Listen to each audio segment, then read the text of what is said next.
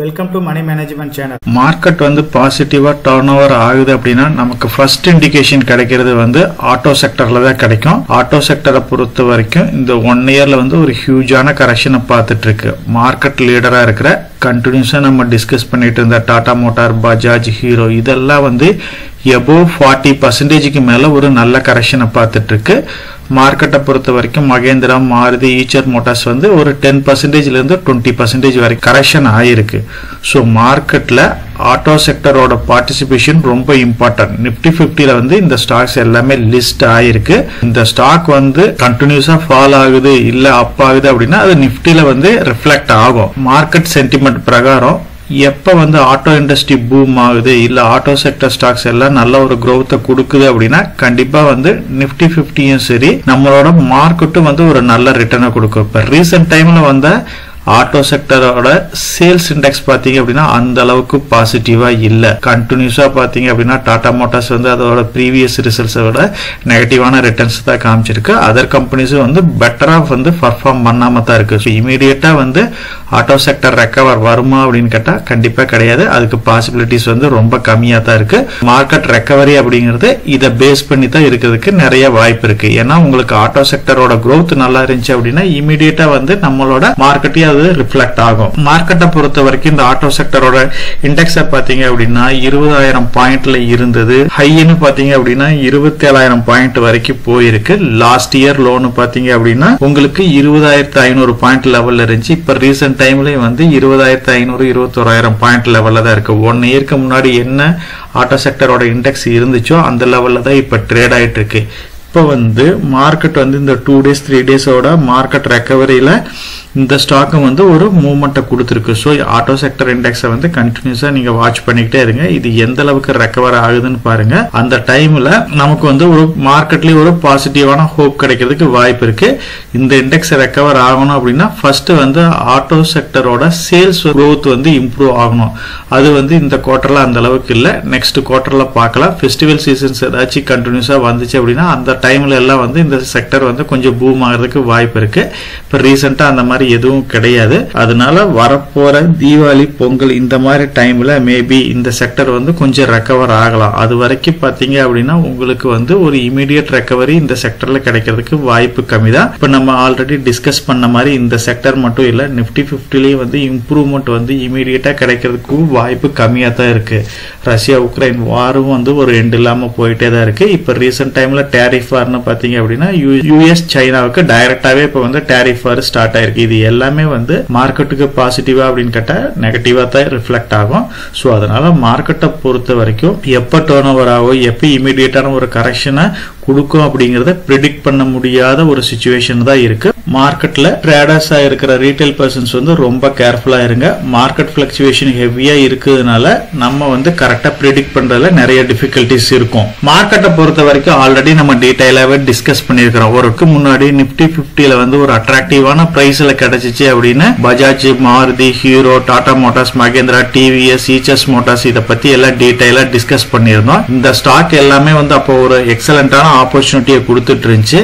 அதே மாதிரி மார்க்கெட்ல இப்ப வந்து ஆட்டோ செக்டர் கம்பெனிஸா இருக்கிற மார்க்கெட் லீடரா இருக்கிற Bajaj auto, Maruti, Hero, Tata Motors, Mahindra, Eichers Motors எல்லாமே வந்து இப்ப நல்ல ஒரு ஆப்பர்ச்சுனிட்டியை கொடுத்துட்டு இருக்கு. மார்க்கெட்டை பொறுத்த வரைக்கும் இந்த ஸ்டாக்ஸ் எல்லாமே வந்து நல்ல கரெக்ஷனை பார்த்திருக்கு. டாடா மோட்டாரை பொறுத்த வரைக்கும் இதோட லாஸ்ட் ட்ரேடிங் பிரைஸ் வந்து 630 ரூபா பிளஸ் ஆர் மைனஸ்ல ட்ரேட் ஆயிட்டு இருக்கு. இதோட ஆல் டைம் ஹைன்னு பாத்தீங்க அப்படின்னா 1180 ரூபா வரைக்கும் போயிருக்கு. லோ 605 ரூபா வரைக்கும் இருக்கு. சோ ஆல் டைம் ஹைல இருந்து 46% பக்கமா வந்து டாடா மோட்டார்ஸ் வந்து கரெக்ஷனை பார்த்திருக்கு. ஹீரோ மோட்டாரை பொறுத்த வரைக்கும் 3600 ரூபா பிளஸ் ஆர் மைனஸ்ல ட்ரேட் ஆகுது. இதோட ஆல் டைம் ஹைன்னு பாத்தீங்க அப்படின்னா 6250 ரூபா போயிருக்கு. லோ வந்து 3500 ரூபா வரைக்கும் போயிருக்கு. இதோட ஆல் டைம் ஹைல இருந்து 42% மேல கரெக்ஷனை பார்த்திருக்கு. பஜாஜ் ஆட்டோவை பொறுத்த வரைக்கும் இது ஒரு டைம்ல வந்து தொட முடியாத ஒரு லெவல்ல இந்த ஸ்டாக் இருந்துச்சு. ஸ்டாக்கோட லாஸ்ட் ட்ரேடிங் பிரைஸ் வந்து 7400 ரூபாயா இருக்கு. இதோட ஆல் டைம் ஹை வந்து 12,000 8780 ரூபாய்ன்ற லெவலுக்கு போயிருந்துச்சு. லோ வந்து 7301 இருக்கு. நியர்லி இப்ப 52 வீக் லோவுக்கு பக்கமா தான் ட்ரேட் ஆயிட்டு இருக்கு. இதுவுமே 42% பக்கமா வந்து கரெக்ஷனை பார்த்திருக்கு. சோ மார்க்கெட்டை பொறுத்த வரைக்கும் ஆட்டோ செக்டர்ல நிப்டி 50லயும் சரி ஹெவியான லாசஸ் அப்படின்னா ஆட்டோ செக்டர்ல இருக்கிற இந்த 3 கம்பெனி தான் வந்து ஃபர்ஸ்ட் 3 பிளேசஸ்ல இருக்கு. மார்க்கெட்ல Tata Motors, hero motor car, Bajaj auto வந்து எபோவ் 40 to 50% வரைக்கும் கரெக்ஷனை பார்த்திருக்கு. நெக்ஸ்ட் கம்பெனிஸ்னு பாத்தீங்க அப்படின்னா மகேந்திராவை பொறுத்த வரைக்கும் இதோட லாஸ்ட் ட்ரேடிங் பிரைஸ் 2700 இருக்கு. ஹை வந்து 3270 ரூபாய் வரைக்கும் போயிருக்கு. லோ வந்து 1788 இருக்கு. இதுவுமே வந்து ஒரு 17% பக்கமா ஒரு கரெக்ஷனை பார்த்திருக்கு. மாருதியை பொறுத்த வரைக்கும் 11400 ரூபாய் பிளஸ் ஆர் மைனஸ்ல ட்ரேட் ஆயிட்டு இருக்கு. ஹைன்னு பாத்தீங்க அப்படின்னா 13680 வரைக்கும் போயிருக்கு. லோ 10725 வரைக்கும் போயிருக்கு. இதையுமே ஆல் டைம் ஹைல இருந்து ஒரு 16% கரெக்ஷனை பார்த்திருக்கு. ஈச்சர் மோட்டாரை பொறுத்த வரைக்கும் 5000 ரூபாய் பிளஸ் ஆர் மைனஸ்ல ட்ரேட் ஆயிட்டு இருக்கு. ஹைன்னு பாத்தீங்க அப்படின்னா 5575 இருக்கு. லோ 3672 இருக்கு. இந்த கம்பெனியும் வந்து ஒரு 10% பக்கமா கரெக்ஷன் ஆயிருக்கு. இப்ப ஹெவியான ஃபால் அப்படின்னு பாத்தீங்க அப்படின்னா டாடா மோட்டார், ஹீரோ மோட்டார், பஜாஜ் ஆட்டோஸா இருக்கு. இந்த கம்பெனிஸ்க்கு இப்ப வந்து இவ்வளவு கரெக்ஷன் ஆயிருக்கு, இமீடியட்டா கன்சிடர் பண்ணலாமா அப்படின்னு கேட்டா இதுலயுமே நிறைய டிஃபிகல்டிஸ் இருக்கு. நம்ம ஆல்ரெடி டிஸ்கஸ் பண்ண மாதிரி ஆட்டோ செக்டரோட சேல்ஸ் வந்து கண்டினியூஸா ஃபால் ஆகுது. டாடா மோட்டார்ஸ்க்கு வந்து ஹெவியான ஒரு பிரஷர் இருக்கத்தான் போகுது. எதனாலன்னு பாத்தீங்க அப்படின்னா டெஸ்லா இந்த மாதிரி கம்பெனிஸ் வந்து இந்தியன் மார்க்கெட்ல வந்து லோ பட்ஜெட் கார், அதாவது 25 லட்சம் ரூபாய் வரைக்கும் இருக்கிற கார்ஸ் எல்லாமே வந்து இன்ட்ரோடியூஸ் பண்ற மாதிரி சொல்லியிருக்காங்க. அப்படி வர்றப்ப இந்த கம்பெனி வந்து ஒரு மார்க்கெட் சேலஞ்சஸ் வந்து ஃபேஸ் பண்ற மாதிரி தான் இருக்கு. ஹீரோ மோட்டார் கார்ப்பை பொறுத்த வரைக்கும் இந்த கம்பெனியுமே வந்து இவி செக்டர்ஸ்ல வந்து வண்டி வந்து இன்னும் அந்த அளவுக்கு பெரிய அளவுக்கு இவங்க இன்ட்ரோடியூஸ் பண்ணாம தான் இருக்காங்க. இவங்க ஏத்தர் வந்து இவங்களோட சப்சிடரி கம்பெனியா இருந்தாலுமே டைரக்டா வந்து இந்த கம்பெனிஸ் வந்து இன்னும் இம்ப்ளிமெண்ட் பண்ணாத ஒரு நெகட்டிவ் ஃபேக்டரா தான் இருக்கு. பஜாஜ் ஆட்டோ ஓரளவுக்கு பர்ஃபார்ம் பண்ணிக்கிட்டு தான் இருக்கு. இவங்க இந்தியன் மார்க்கெட் அந்த அளவுக்கு பெருசா பர்ஃபார்ம் பண்ணலினாலும் குளோபல் மார்க்கெட்ல ஓரளவுக்கு இவங்க வந்து டார்கெட் வந்து ரீச் பண்ணிக்கிட்டு தான் இருக்காங்க. சோ அதனால இது வந்து கொஞ்சம் ஸ்ட்ராங்கா தான் இருக்கு. ரிமைனிங் கம்பெனிஸ் பொறுத்த வரைக்கும் கார் கம்பெனிஸா இருக்கா மகேந்திரா, மாருதி ஓரளவுக்கு ஸ்ட்ராங்கா தான் இருக்குது. அதர் ஸ்டாக்கை கம்பேர் பண்றப்ப இது பெரிய அளவுக்கு ஃபால் இல்ல. மகேந்திரால நியூ மாடல்ஸ் எல்லாம் இன்ட்ரோடியூஸ் பண்றாங்க.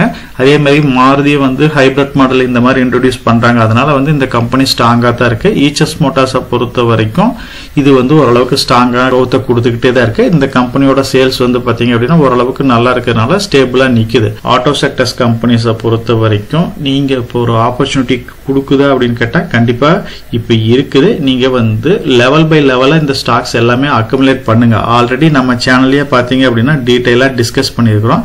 எப்படி வந்து ஒரு ஸ்டாக்கை வந்து ஐடென்டிஃபை பண்ணணும், என்னென்ன பாராமீட்டர்ஸ் எல்லாம் செக் பண்ணணும், இதை பத்தி நம்ம கம்ப்ளீட்டா அனலைஸ் பண்ணியிருக்கிறோம். இந்த வீடியோஸ் எல்லாமே வந்து போர்ட்ஃபோலியோ அப்படின்னு ஒரு பிளேலிஸ்ட்ல ஆல்ரெடி அவைலபிளா இருக்கு. நம்ம ஆட்டோ செக்டரை பொறுத்த வரைக்கும் Tata Motors, Bajaj auto, Hero motor கார்ப்பை பத்தி டீடைலா டிஸ்கஸ் பண்ணியிருக்கிறோம். இந்த கம்பெனிஸ் தான் வந்து இப்ப ரீசென்ட் டைம்ல ஹெவியான கரெக்ஷனை பார்த்திருக்கு. ஸோ இந்த கம்பெனியோட ஃபியூச்சர் growth எப்படி இருக்கும், இதோட இம்ப்ளிமெண்டேஷன்ல என்னென்ன டிஃபிகல்டிஸ் இருக்கு அப்படிங்கறத பத்தி அனலைஸ் பண்ணியிருக்கிறோம். இந்த வீடியோவை ரெஃபர் பண்ணி பார்த்துட்டு அதுக்கப்புறம் நீங்க இந்த கம்பெனில வந்து இன்வெஸ்ட் பண்ணலாமா அப்படிங்கறத வந்து டிசைட் பண்ணுங்க. மார்க்கெட்ல எப்பப்ப ஆப்பர்ச்சுனிட்டி கிடைக்குதோ அப்ப எல்லாமே இன்வெஸ்ட் பண்ணலாம். மார்க்கெட் வந்து பாட்டம் அப் ஆயிருச்சா அப்படின்னு கேட்டா கண்டிப்பா கிடையாது.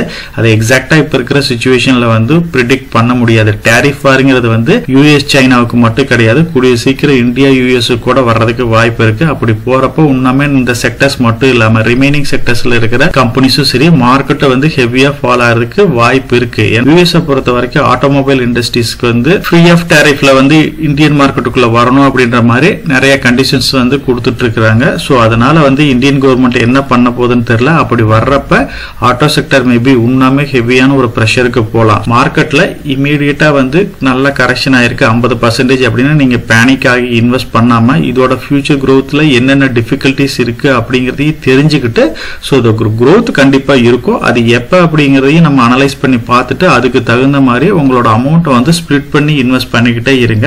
ஆட்டோ செக்டர் எப்ப வந்து ஒரு நல்ல growth கொடுக்குதோ, ஆட்டோ செக்டரோட சேல்ஸ் growth ஆகட்டும், ஆட்டோ ஸ்டாக்ஸோட இண்டெக்ஸ் ஆகட்டும், இது எப்போ வந்து ஒரு நல்ல growth கொடுக்குதோ டிஃபால்ட்டா வந்து அதுதான் வந்து ஃபர்ஸ்ட் ஸ்டெப்பா நம்ம கன்சிடர் பண்ணணும் நம்மளோட மார்க்கெட் ரெக்கவரிக்கு. ஸோ இப்போ இருக்கிற சிச்சுவேஷன்ல உண்மையாமே வந்து ஆட்டோ செக்டருக்கு வந்து அந்த பாசிட்டிவான நியூஸஸ்ங்கிறது வந்து ரொம்ப கம்மியா தான் இருக்கு. வெயிட் பண்ணி பார்க்கலாம் எப்படி பெர்ஃபார்ம் பண்ணுதுன்னு பார்த்துட்டு இந்த கம்பெனிஸ்ல எல்லாம் வந்து ரெகுலரா அக்குமுலேட் பண்ணுங்க. இப்ப இருக்கிற சிச்சுவேஷன்ல ஹீரோ மோட்டாரையும் டாட்டாவையும் கொஞ்சம் ஃபோக்கஸ் பண்ணலாம். அது வந்து நல்லாவே கரெக்ஷன் ஆயிருக்கு, பாட்டம் அப்ப வந்து ரீச் பண்ணிருக்கு. சோ இதுதான் பாட்டமா அப்படின்னு கேட்டா கண்டிப்பா அதையுமே நம்ம சொல்ல முடியாது. அதனால கொஞ்சம் கொஞ்சமா இந்த ஸ்டாக்ஸ் எல்லாமே அக்குமுலேட் பண்ணுங்க. பஜாஜ் ஆட்டோவும் கொஞ்சம் கரெக்ஷன் ஆச்சு அப்படின்னா அதையுமே கன்சிடர் பண்ணுங்க. இந்த 3 stocks Tata Motor, Bajaj, Hero Motor Corp வந்து இப்போ ஓரளவுக்கு நல்ல கரெக்ஷன் ஆயிருக்கிறதுனால உங்களோட வாட்ச் லிஸ்ட்ல இந்த ஸ்டாக்ஸ் எல்லாமே ஆட் பண்ணுங்க. Remaining Mahindra, Maruti, Eicher Motor, TVS இது எல்லாமே உங்க போக்கஸ்ல வைங்க. வெயிட் பண்ணி பார்த்துட்டு அதுக்கப்புறம் ஸ்டெப் பை ஸ்டெப்பா நம்ம இன்வெஸ்ட் பண்ணிக்கலாம். நம்ம சேனல் மெம்பர் கம்யூனிட்டியில போர்ட்போலியோ அப்டேட், அதாவது என்னோட போர்ட்போலியோல என்ன ஸ்டாக் பை பண்றேன், என்ன ஸ்டாக் செல் பண்றேன், என்னென்ன சேஞ்சஸ் பண்ணிட்டு இருக்கேன், இதை பத்தி இன்ஃபர்மேஷன்ஸ் வந்து ஷேர் பண்ணிட்டு இருக்கேன். டெய்லி மார்க்கெட் அப்டேட் வந்து முடிஞ்ச வரைக்கும் போஸ்ட் பண்ணிட்டு இருக்கேன். கார்பரேட்ல என்னென்ன ஈவென்ட் இருக்கு, நம்மளோட இந்திய எக்கனாமியை பத்தி ஒரு சில யூஸ்ஃபுல்லான இன்ஃபர்மேஷன்ஸ் எல்லாமே ஷேர் பண்ணிட்டு இருக்கோம். மெம்பர் கம்யூனிட்டியில ஜாயின் பண்ணி இதை ரெகுலரா ஃபாலோ பண்ணீங்க அப்படின்னா